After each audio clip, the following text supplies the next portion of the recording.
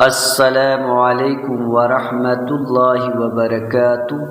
پیارے مسلمان بہن بھائیوں، پیارے آقا جناب محمد مصطفیٰ احمد مجتبیٰ صلی اللہ علیہ وسلم کی ایک حدیث مبارکہ سماعت فرمائیں۔ جزاک اللہ۔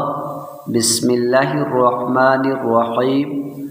حضرت نعمان بن بشیر رضی اللہ تعالی عنہ سے روایت ہے، وہ کہتے تھے، میں نے نبی کریم صلی اللہ علیہ وسلم سے سنا، آپ صلی اللہ علیہ وسلم فرماتے تھے، حلال کھلا ہوا ہے اور حرام بھی کھلا ہوا ہے، اور ان دونوں کے درمیان بعض چیزیں شبہ کی ہیں جن کو بہت سارے لوگ نہیں جانتے کہ حلال ہیں یا حرام۔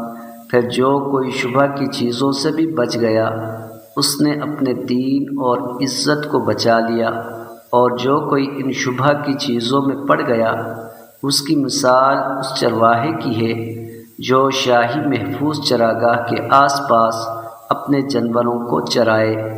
وہ قریب ہے کہ کبھی اس چراگاہ کے اندر گھس جائے اور شاہی مجرم قرار پائے۔ سن لو، ہر بادشاہ کی ایک چراگاہ ہوتی ہے، اللہ کی چراگاہ اس کی زمین پر حرام چیزیں ہیں، پس ان سے بچو۔ اور سن لو، بدن میں ایک گوشت کا ٹکڑا ہے، جب وہ درست ہوگا سارا بدن درست ہوگا، اور جہاں بگڑا سارا بدن بگڑ گیا۔ سن لو، وہ ٹکڑا آدمی کا دل ہے۔